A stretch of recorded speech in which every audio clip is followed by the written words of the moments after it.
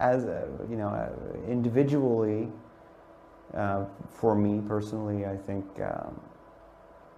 he or it, she, he, has been such a faithful companion for the majority of my life, as a guide, as a mentor, as a symbol,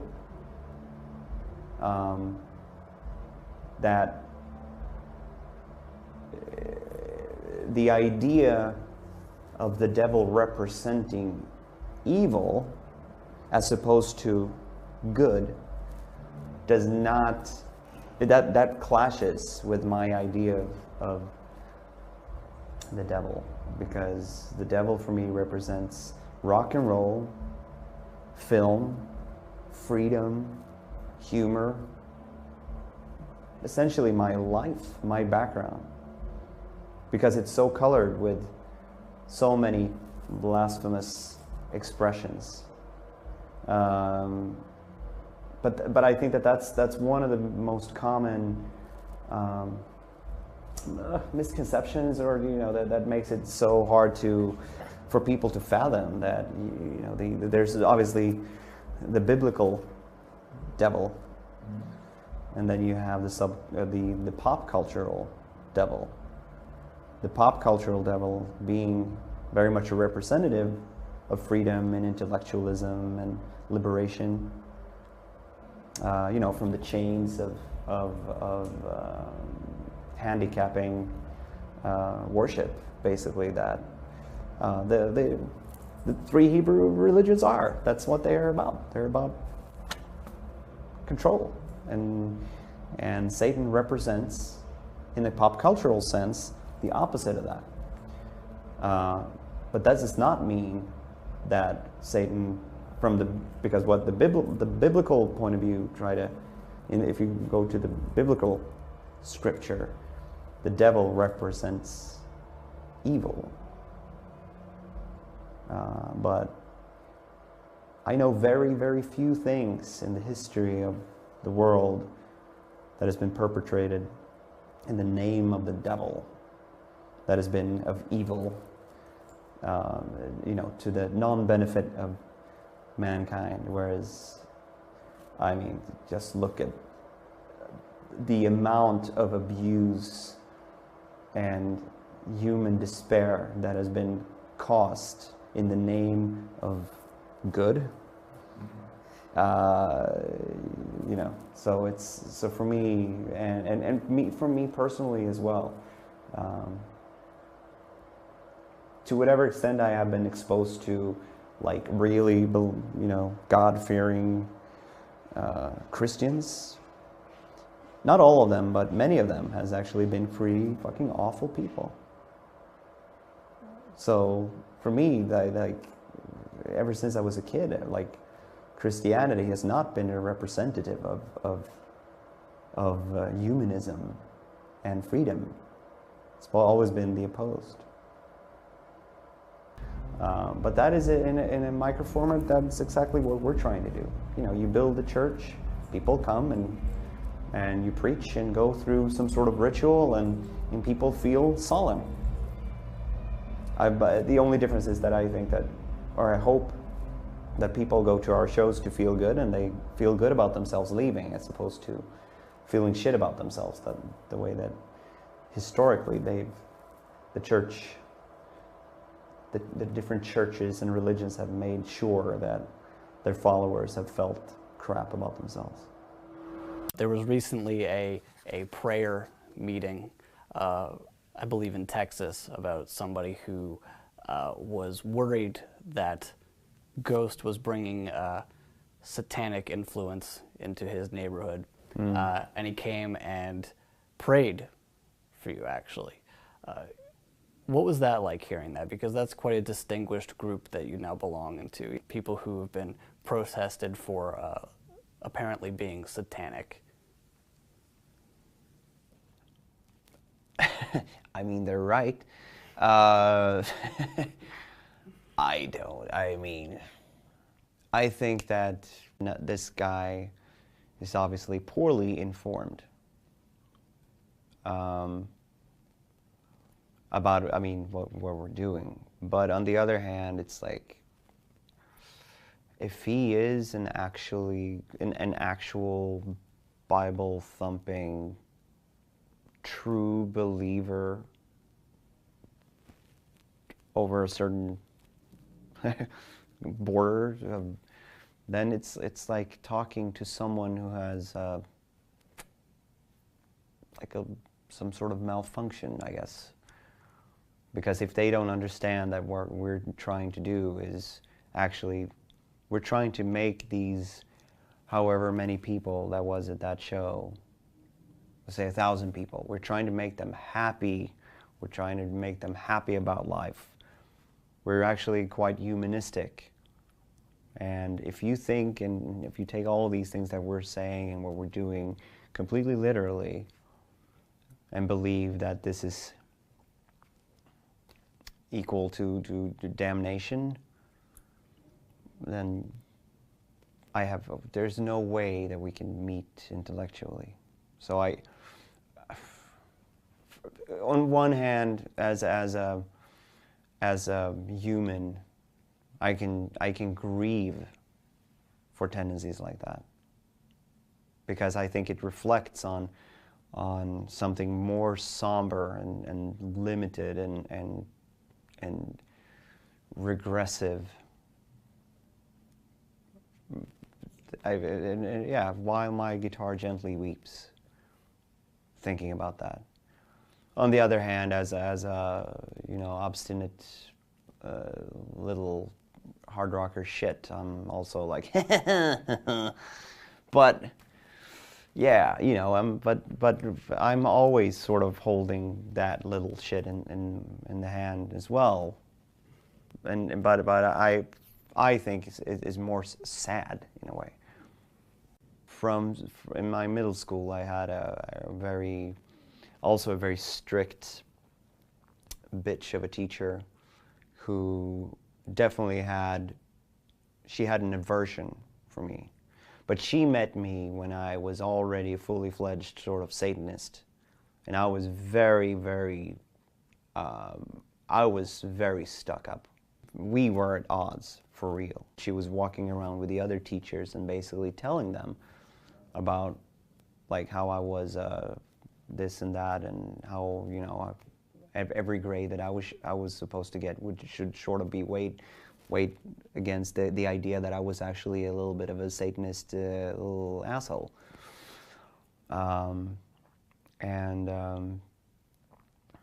Yeah, I can definitely laugh now, looking back at what feels like a completely different life so long ago, so far away. I applaud that 14-year-old that told her to go f*** herself. Your song, sounds like a beautiful prayer.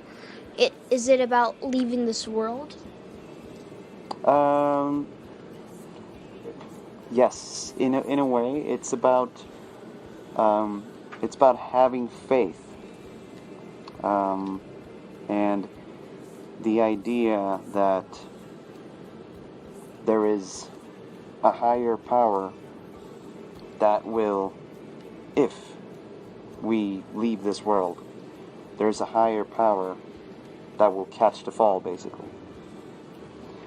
But that song is a little bit dual. It has several messages, and one of them is about, as I was saying, the idea of afterlife being something beautiful, rather than the hell that the church is telling you. But it's also about it's a hymn, an inspirational. I guess we call it an ode to an idol, basically, an inspirational character that inspires you. Satan or cats? Oh, in my world, they are very, very, very, very, very connected, actually, because for me, Satan as a character represents beauty and wit and style and intellect. And for me, cats are exactly all those things. And I think that that is part of the paradox which we are trying to paint a picture of with our band. It's, again, the fantasy and the real me. The fantasy is it's all bad, it's all evil, it's all darkness and horror. But the grain, the literal, the actual meaning is that there is something in the world that creates that evil. How cool do you think it would be to play a concert in hell? That would probably be very close to what we are doing right now sometimes. It's very hot on stage. Yeah, well, as opposed to playing in heaven, you know, when you know about all the rules about who's going to hell, who's going to heaven, hell is where all the people go. So that's where the party is. Nobody's going to heaven. Nobody qualifies. So it would probably be like playing here. Now, we are in a very, very, for lack of a better word, I guess, we are in an interesting point in time where it feels like it could potentially be apocalyptic, and I have a feeling that the mankind has somewhere there is a will to do good.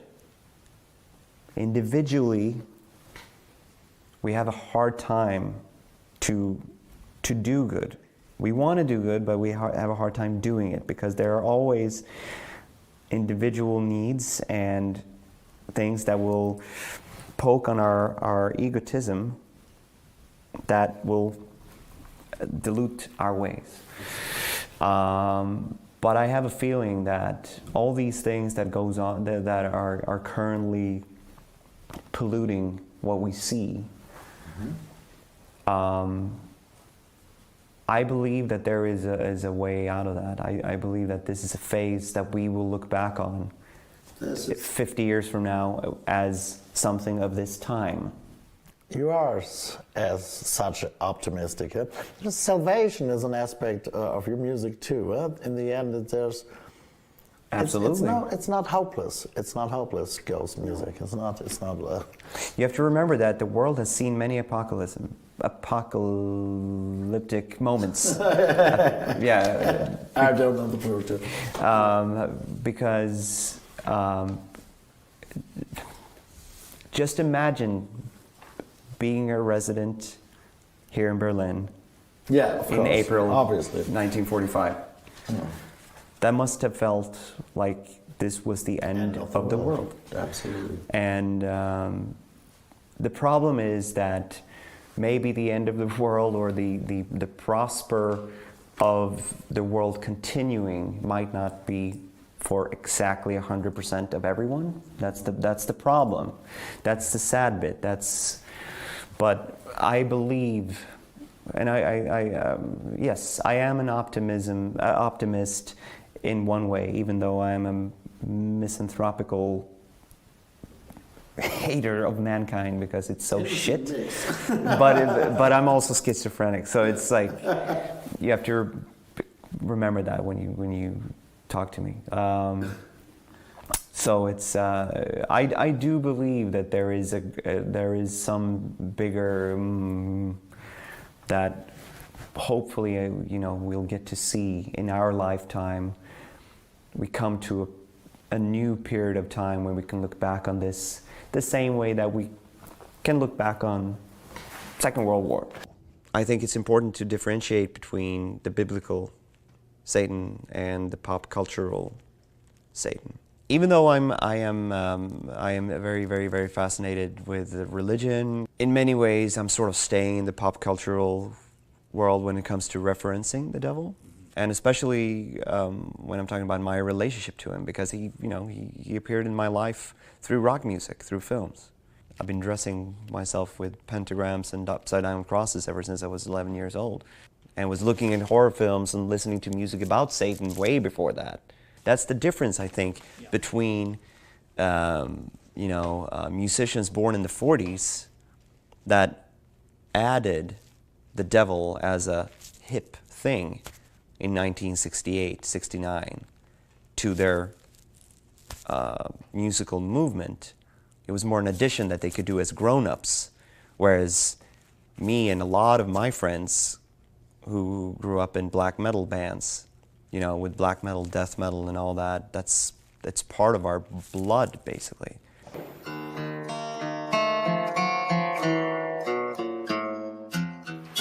Obviously, it is a big problem. It's a very contemporary problem. It's a very, very big danger. And it's, as much as we in the Western world feel like we are secularized and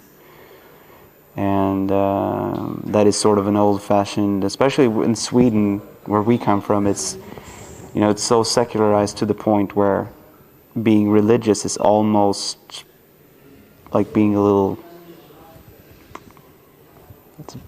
bit dumb. But still, there is also there seems to be a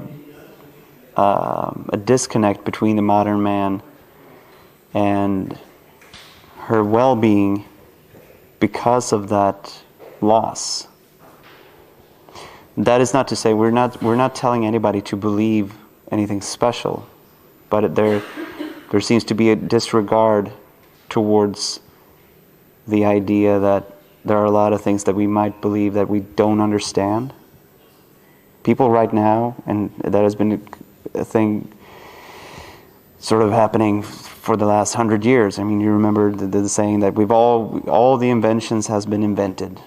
We even though most people laugh at that today, there is still a feeling of that. We know everything. We have reached the zenith of our civilization. We have reached. This is the best. We're peaking. If there's anything that I would like to, or we would like to tell the little person, is to have a higher acceptance towards the things that you do not know. The only thing that we can agree upon at the end of the day, if you're not talking to someone who's fucking mentally disturbed, is that we don't know. We can believe, and we can want to believe, that this is going to happen or this is not going to happen.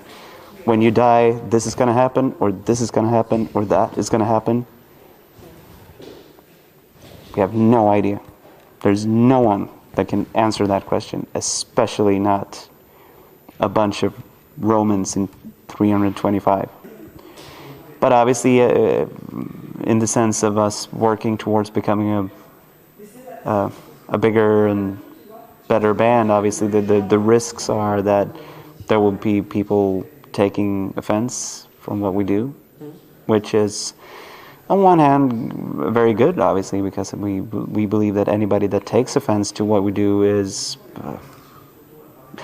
wrong, basically. But at the end of the day, we are an entertainment entity, and that's what we do. We entertain people. We are not politicians. We are not.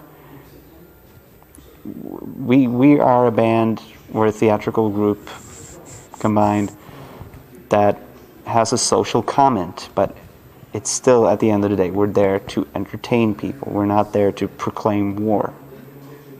So that depends, completely on what the reaction is, or in what form that sort of negative criticism would come. People raising their hands and say that that's absolutely horrible. I could not care less.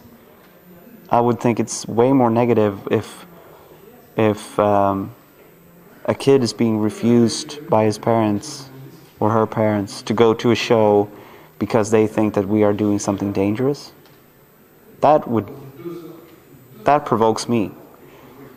Because in essence, what we're saying is deeply humanistic, and we want people to have fun. We want there to be a joyous moment.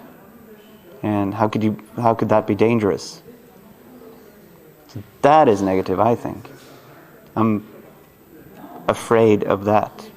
That is negative. But because that is obviously something that is that's sprung out of ignorance. I think that is a very bad development as a reaction to what we are doing. If people are taking offense from just being sort of bad circuiting or a big draft between their ears.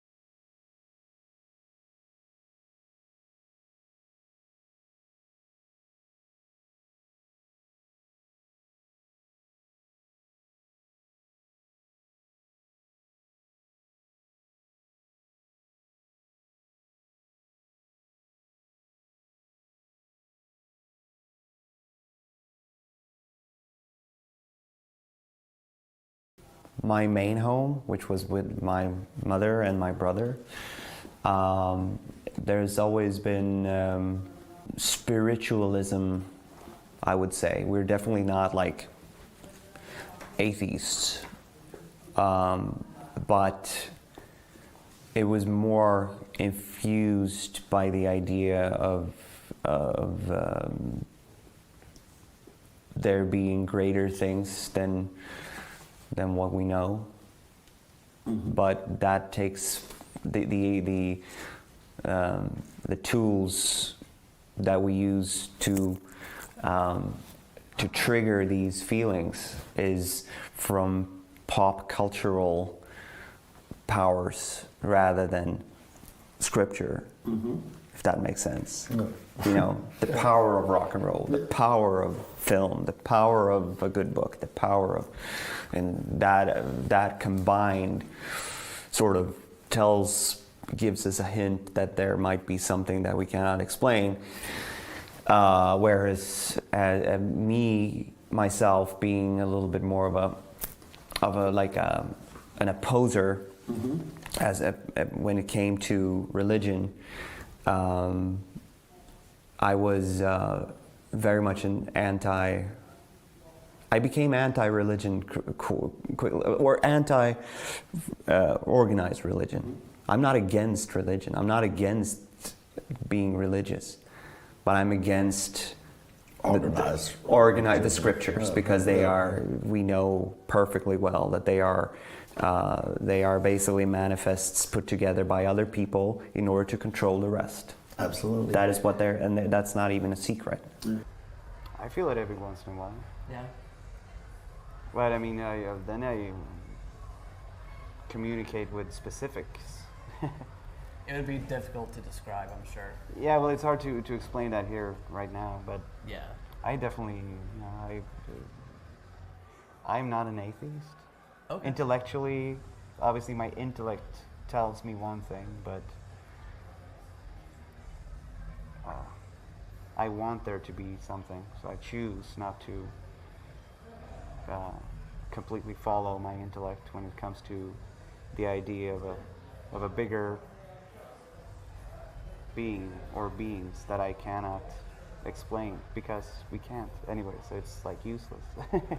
That's the problem. Everybody wants to explain it, and if they have explanation about what's happening after you die, they're lying. That's the thing. They're lying to fuck you. That's exactly what they do. That's the whole, business model. But I'd like to think, and I wish, I hope that there is a bigger thing. And I think I tap into it. At least it feels like that, and that's the most important.